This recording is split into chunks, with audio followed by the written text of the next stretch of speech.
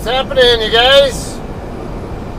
Alrighty, today is, I guess it's early morning hours now of the 22nd of May. About 12:30 in the morning, at night, whatever. Alright, we are on our way to pick up our reload. I talked about it in the last video. It's going to be picking up at Americold in Belvidere, Illinois. We are 13 miles away from the customer right now. There are two facilities that I know of, Americolds that I know of in Belvidere. I've been to both. Every time we go to either one of them, it's always Walmart loads that they're going to. One facility is frozen facility, basically. The other one's a chilled facility. We're going to be going to the frozen facility tonight. That'll be the one on Imron Drive or Imron Road, whatever you want to call it. Alright, so I was pondering, I was contemplating not doing a video tonight. Because I'd already done, 3 of them in a short succession. The Groveport delivery, Groveport, Ohio. And then the pickup in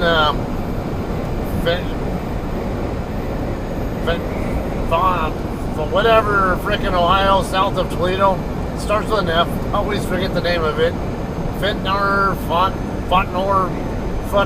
what? Fuck you, what? I don't know. I always forget the name of that town. I just know it starts with an F and it's something along that line. And then, of course, the delivery in Melrose Park earlier. Well, to me, it was kind of this morning, but yeah, I guess a new day has begun now. So, all right. Anyway, I decided I'm gonna go ahead and do a video because I can do a little follow up on a couple of things I had mentioned in the last couple videos. I think when I was picking up that Campbell soup load, I talked about dispatchers and CDLs and stuff. There's a little follow-up I want to do on the guy I talked about at the end there before I got to the shipper. I just didn't get a chance to finish telling that story. And also the Melrose Park video. There was something in there about long-nose trucks versus slant-nose trucks, or long-nose trucks. Also, we're also refer to them as hoods. I talked about the cultural differences and stuff. Anyway, let's go ahead and go with that one first, right? So one other little thing I wanted to mention. Okay, right here, it doesn't matter if. Well, actually, we're gonna want to. All right, slowing down to 55 here.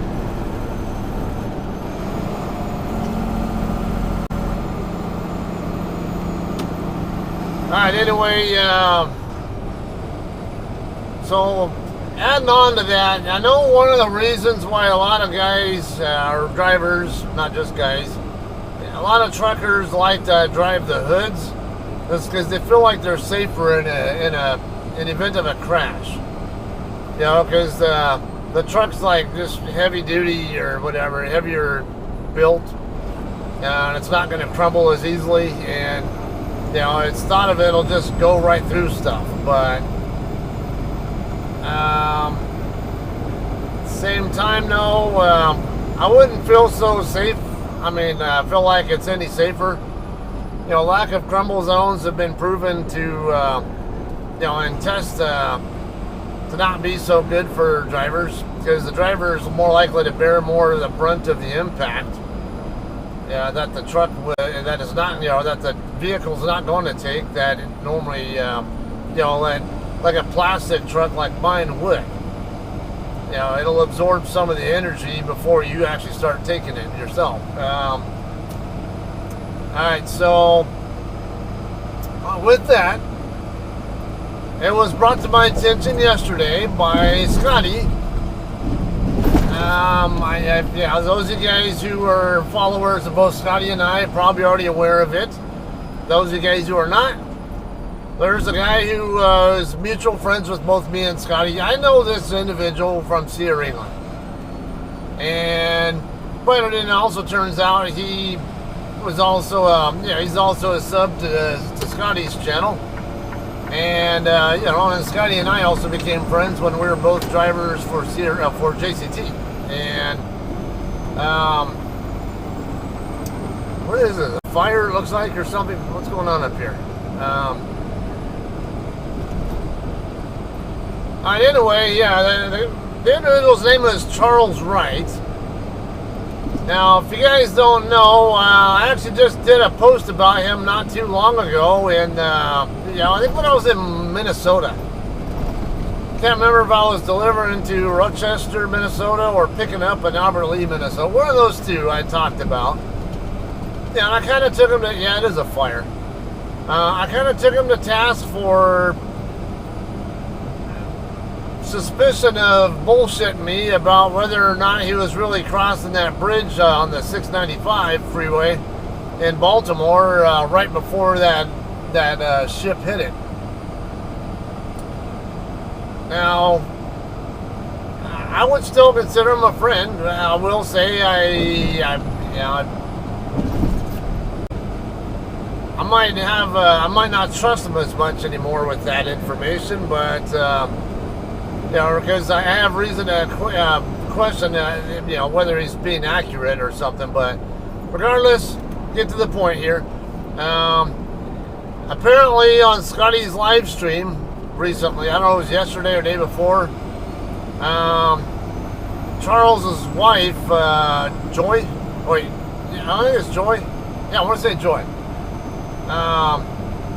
I guess she went on his stream briefly and mentioned that he had been in a head-on collision with another truck. And it's, from what I understand, the other trucker died, and Charles is in critical condition. I don't know any details about the incident. Usually when I hear about a head-on collision between two truckers, two things usually come to mind. One, somebody blew a steer tire and veered out of control and collided into the other one. Or two, someone fell asleep and went off the road and couldn't get themselves back in control or whatever. It could be on wet roads too. Maybe they jackknife or something. That's another possibility. I don't know anything about who had what exactly happen. Obviously, somebody ended up where they weren't supposed to be for this to even happen. I don't know. I don't think I really have a reason to doubt that Joy would make up a story like that. So I'm inclined to believe her. And that being the case, I feel really bad for her and for Charles. It's not something anyone should really ever have to have to deal with. But it's also in trucking. No, it's known to be one of the most dangerous jobs in the U.S. And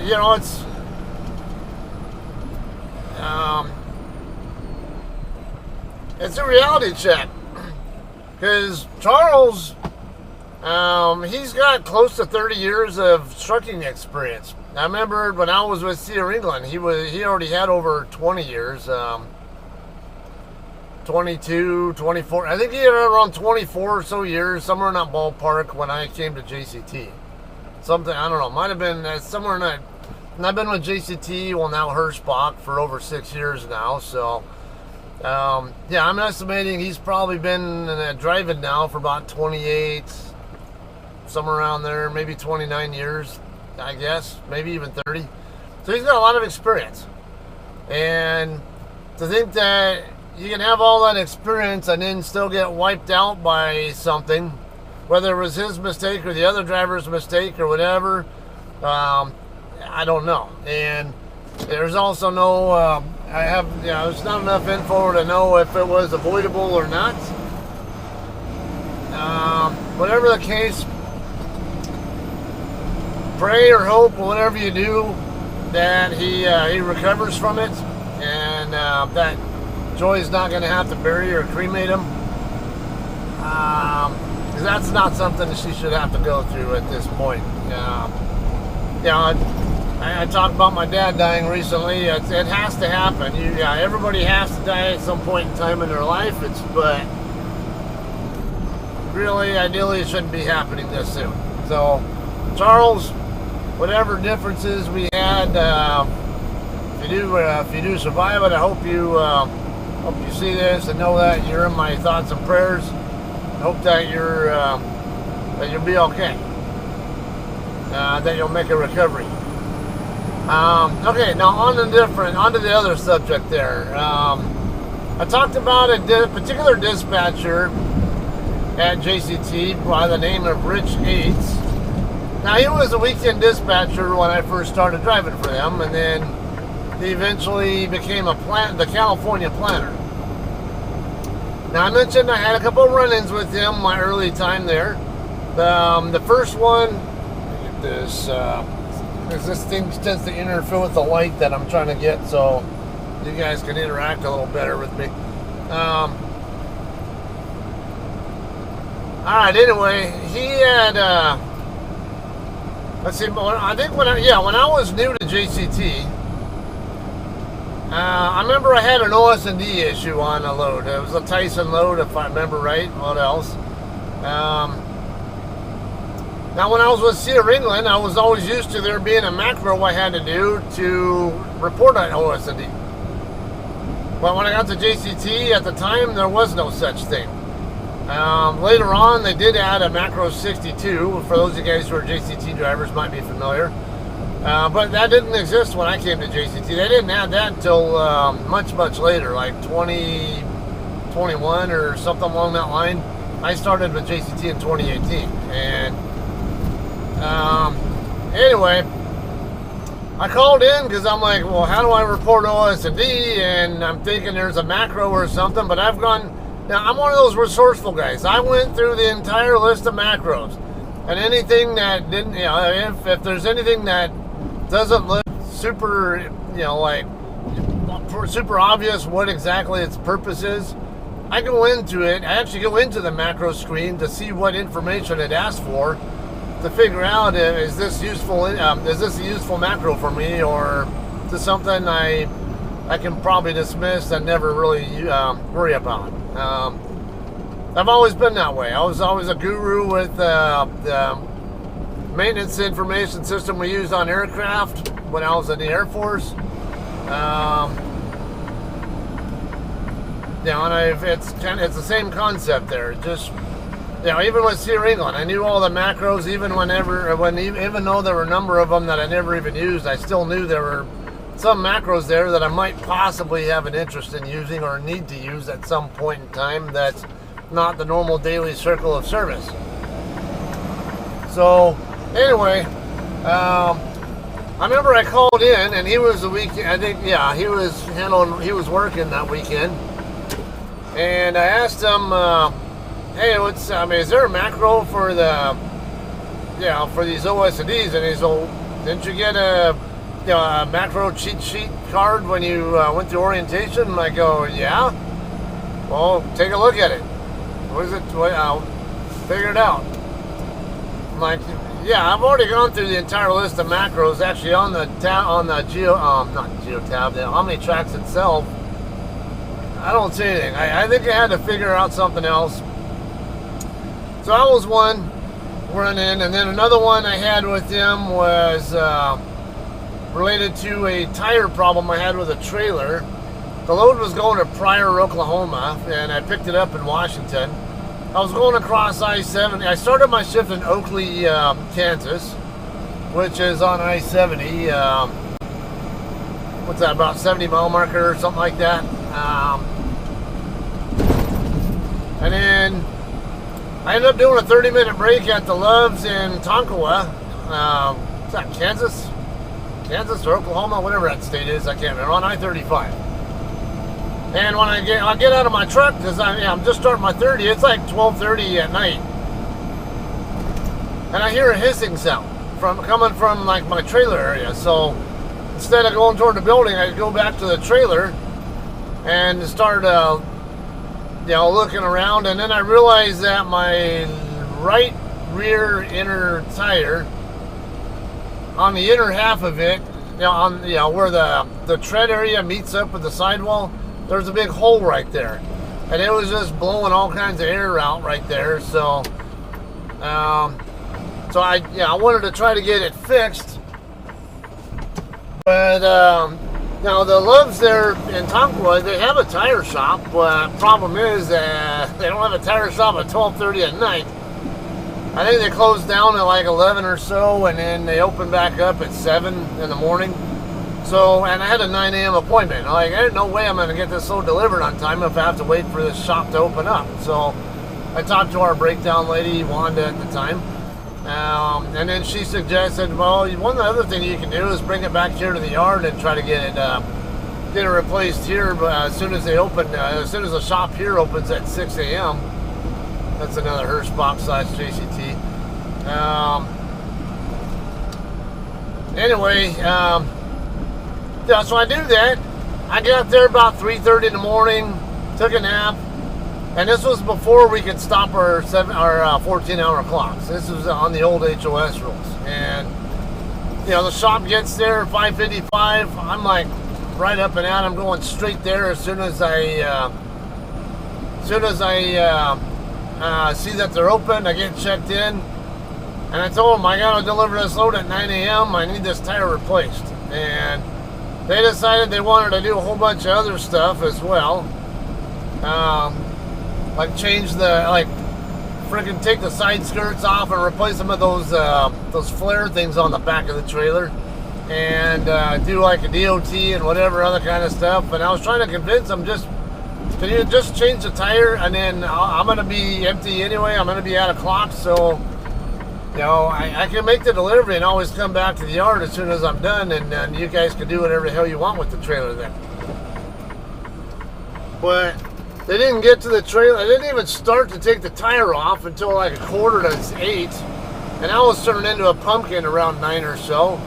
And it's about an hour drive from Sapulpa to the customer, and I'm like, and I could get put out of service if someone sees that, if a DOT sees that. And basically they got mad because he said I failed the load, but like hell I did. It's I did what I needed to do with the safety of the equipment in mind.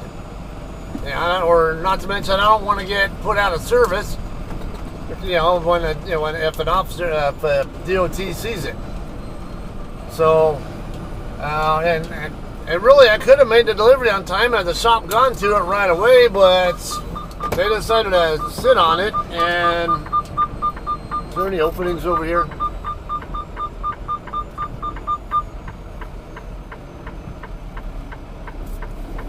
I think that's an opening. Let me get pointed in that direction, and I'll see if I can.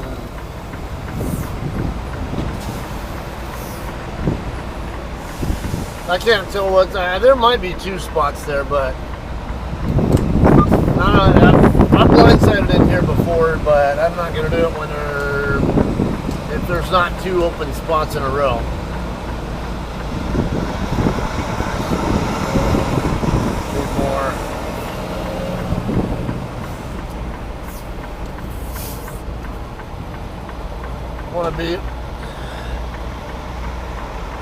Want to be sure I'm not going to hit anybody. Make sure my trailer's pointed where I'm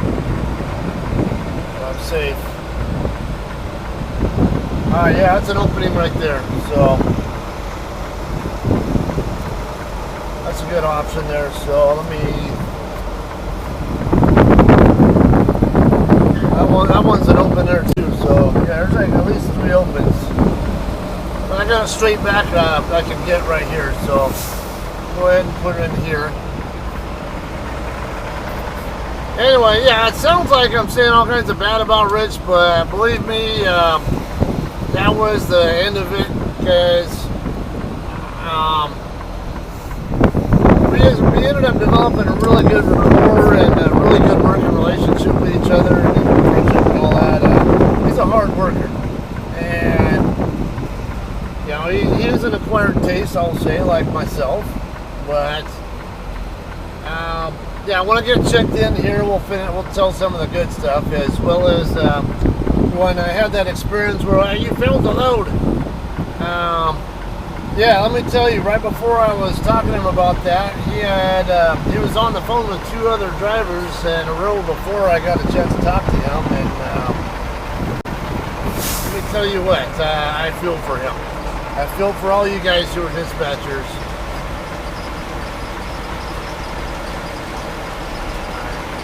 Oh, on the tight side there, okay.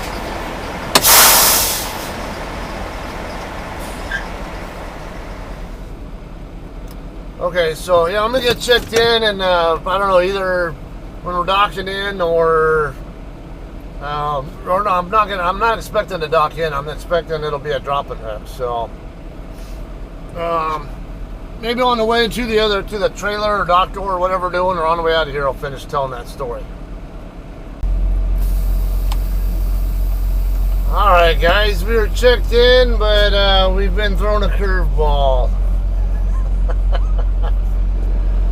So yeah, it was indeed supposed to be a drop-in hook. Problem is, they didn't have any empty trailers available to preload me with. So what that means is now we're going to be a live load. Also, we're going to be live loading over at the other facility, the Landmark location. This is Imron. The other one is west of here. We already passed by it. Well, we already passed by the street. Alright. Had to watch my 10. You know, this one's cool. One thing I really like about this camera, because look at that, I have a smaller view of through the flat mirror. You know, it's more narrow, and I have to lean forward to get the view I need to watch where my 10 of the corner of my trailer are at. But with this camera system here, the monitor, I can just sit here back in my chair and look right there, and it's well lit too. And whatever you're seeing on there is the same thing I see on the monitor, and yeah, and it has a wider view too. All right, anyway, so while we're on the way over there, we'll go ahead and finish that. Well, so talking about a couple of things that I remembered Rich, he had to deal with before I ended up talking to him. They got one more vehicle. Yeah, I can't tell if they're. Yeah, I'll just wait. Oh, great. Now there's another one coming the other way. All right. Anyway, so there are 2 drivers that Rich had to talk to on the phone. Now there's 2 of them coming from the left. Is there going to be another one coming from the right as soon as these guys go by? Because that's how it always works. All right. So first one. Was a driver who, if I recall, was low on fuel and did not know where they could, where the nearest fuel locations were at.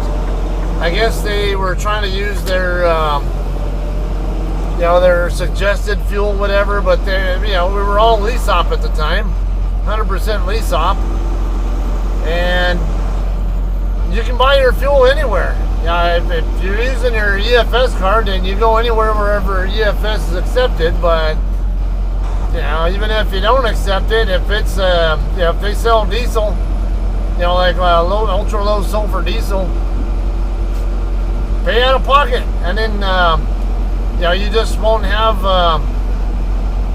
it come out on your settlement, because it'll already be coming out of your regular out of your bank account. Anyway, yeah, this driver needed his help figuring out how to even, where they could even go to get fuel. I'm like, here I was, even if you didn't have much experience, they would, I remember in orientation, they talked about, you get the EFS app, the WEX card control app, and, use that, search for your fuel there, and because it's only going to show you places that'll accept your fleet card. So deal with that, and then after that, let's see, had another call from a driver. What's this guy doing?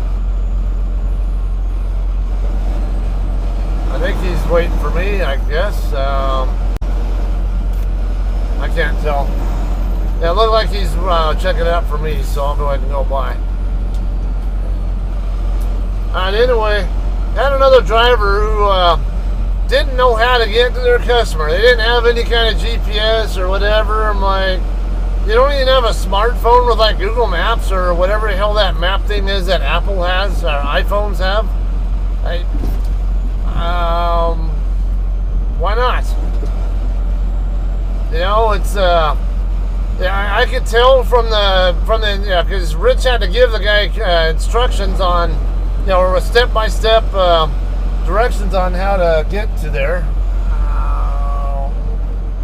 What's up with this? So there used to be, yeah, this lot over here we used to be able to park in, but for some reason they have it flagged or gated off. So, oh, come on, dude. Fuck this.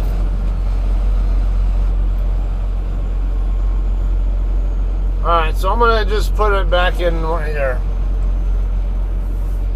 One of us had to do something, so.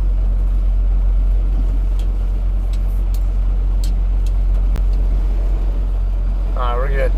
Okay, so push comes to shove, we can come back over here to the south end of the lot and back into one of these spots, and then we just passed by the office. I'll check in over there.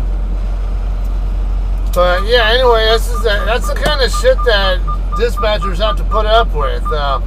And we were a company that you were supposed to have at least 6 months of experience, I think it was, to even get hired.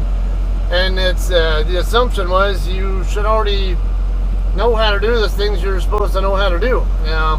I get the being new to lease hopping and buying your own fuel thing. It's but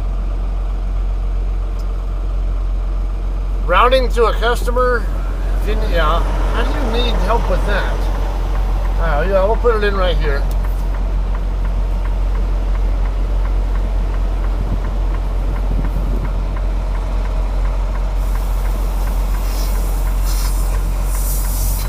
What's going on here? I bet you I'm going to be here a bit. Uh-oh. I'm a little bit wider than I want.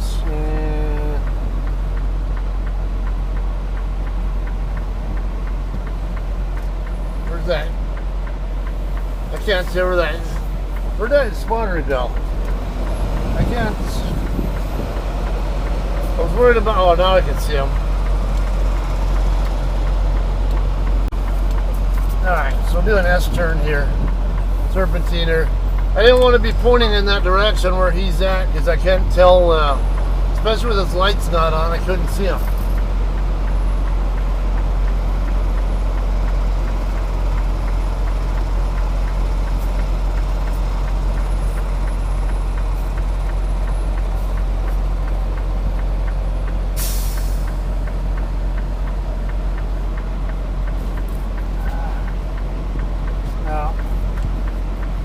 Getting a little bit too close to that guy's mirror. I can clear, but I was already rotating a little too hard, and there's room to work with there, so.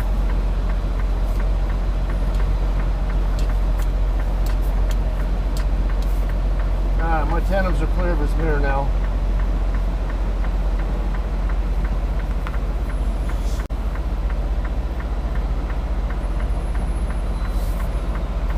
See where I'm at in relation to that other trailer. I can't tell.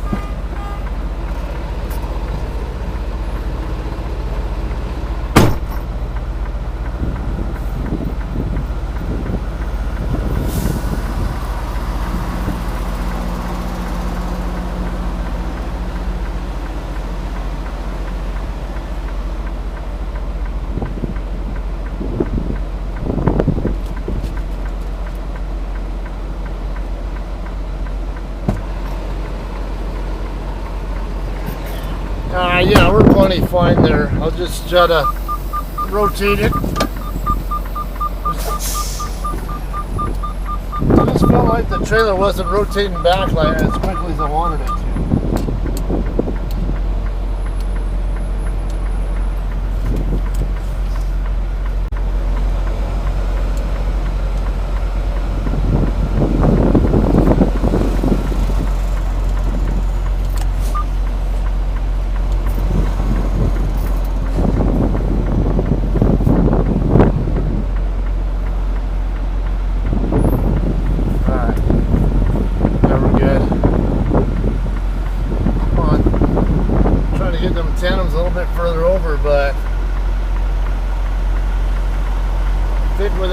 further back, it's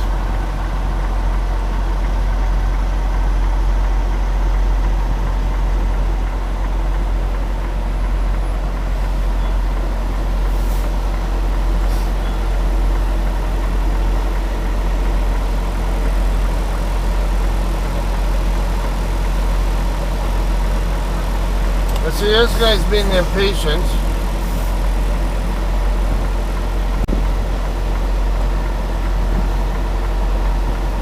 So I want to get a little bit further over to the left. Plus, he had his headlights on. So since he wants to be an ass, I'm going to leave my headlights on too.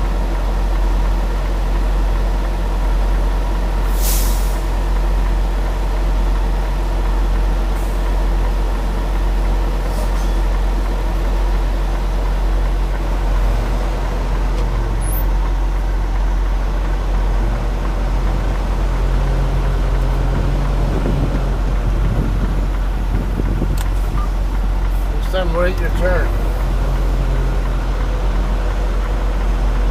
There's like 2 spots here, and I'm trying to not use both.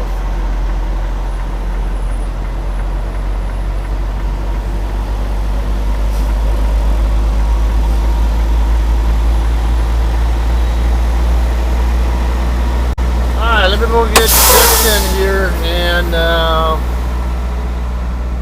hopefully it won't take too long. Alright guys, we are done loading. If I get my trying to get my, I don't want to say I don't have to wait for the other JCT driver to back in before I can dock out, so. Alright, so we're done loading. It's, I was only in the door for an hour and 37 so far. Not too bad. Alright, so now we're going to head over to back over to where we were parked earlier and wait for them to call, say the bills are ready.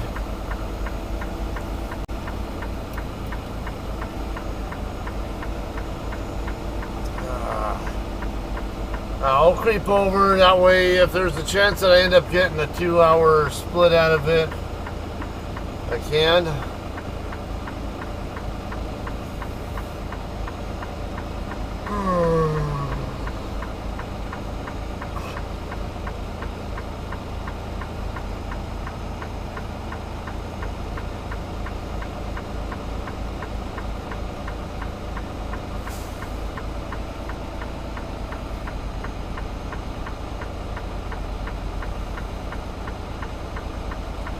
So an opening over here next tonight.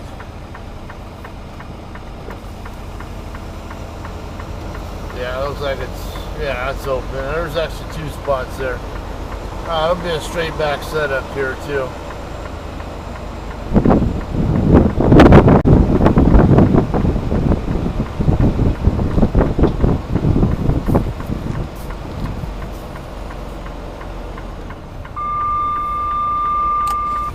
Shut up. Alright. We're good there. It's getting a little closer to Knight's near than I wanted to be. Actually, this looks good right here.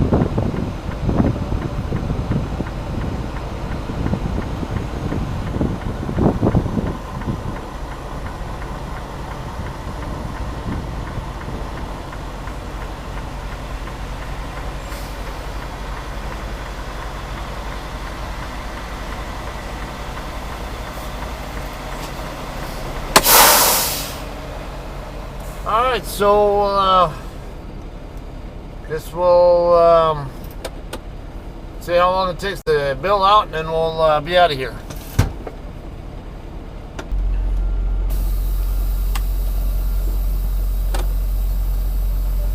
Alright guys, we are done. Got paperwork and a lot of departure stuff taken care of. Let's get out of here now. Alright, I mentioned at the end of the last video that we were going to, we're going to be taking this load to the Walmart distribution center in Sparks or McCarran, Nevada. Depending on who you talk to, it's called one or the other, so that's why I say both. It's basically McCarran. It's not. I would call it McCarran more. But there are other outfits that don't call it Sparks. Sparks is really right next to Reno, but McCarran is like a little bit, just a little further east than that. Okay, so that's where we're going to. As you see there, I got the estimated mileage there, about 1,850 mile trip. I'm running on recaps anyway, so actually I'm getting good recaps. I have 11 and a half hours left on my clock right now, so well, then I have the workday issue too, so I'm not going to be able to get a full shift in tonight. More than likely, I can get close. Pretty decent shift in. That's all I'm asking for. But I think tonight's recaps coming in are only like 8 hours or something like that anyway. So I'm not really worried about that. And the next night's another good night recap. So I should be able to get a significant amount of the miles in on these 3 shifts before I run it in for delivery on the delivery date, which is the 25th. It's due at noon on the 25th. So yeah, it's we'll anticipate not vlogging that one. I don't know for sure, but I'll take a guess that I'm not going to vlog it. So I have other stuff to catch up on. I have the Clips channel content I need to catch up on as well. So yeah, I might take a little break from the vlogging on this channel. So until we do the next one after that, should be if I don't do, assuming I don't vlog the delivery of this load. More than likely, I'll probably vlog the next one after the pickup that comes after that, and that should be somewhere in California. Wait on this car to go by. Anyway, all right, that's all I got for tonight. All right, thanks for watching. We'll see you guys probably in California. We'll see you.